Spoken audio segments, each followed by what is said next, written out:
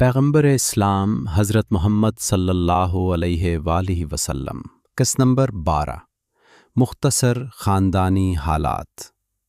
ابن قتیبہ کا کہنا ہے کہ آپ کے 4 بیٹے تھے، طالب عقیل، جعفر اور حضرت علی۔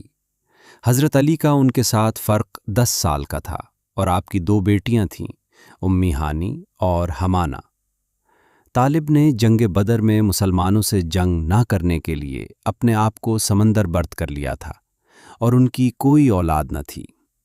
عقیل، آپ 590 عیسوی میں پیدا ہوئے۔ حدیبیہ کے موقع پر ایمان ظاہر کیا اور 8 ہجری کو مدینہ میں آ گئے۔ آپ نے جنگ موتا میں بھی شرکت کی تھی۔ آپ نصاب کے ماہر تھے۔ آپ نے اپنے قرض کی ادائیگی کے لیے معاویہ سے ملاقات کی اور 3000 اشرفیاں لی۔ آپ بہت حاضر دماغ تھے اور آخری عمر میں نابینا ہو گئے تھے۔ آپ نے 94 سال کی عمر میں انتقال کیا۔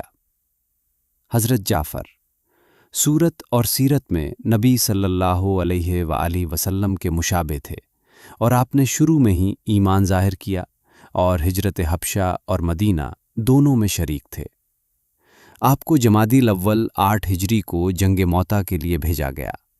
آپ نے علم لے کر بہت کمال کی جنگ لڑی، لیکن پھر آپ کے دونوں ہاتھ کٹ گئے اور علم کو دانتوں سے پکڑا اور آخر شہادت پائی۔ حضرت صلی اللہ علیہ وآلہ وسلم آپ کے بارے میں فرمایا کرتے تھے کہ ان کو اللہ تعالیٰ نے دونوں ہاتھوں کے بدلے پر عطا کیے ہیں، جس سے وہ فرشتوں کے ساتھ پرواز کرتے ہیں۔ آپ نے 41 سال کی عمر میں شہادت پائی۔ آپ نے 8 بیٹے چھوڑے تھے، جن کی ماں اسما بنت امیس تھیں، اور بیٹوں میں نمایاں عبداللہ ابن جعفر اور محمد بن جعفر تھے۔ یہی عبداللہ جناب زینب اور محمد جناب ام کلثوم بن فاطمہ کے شوہر بنے۔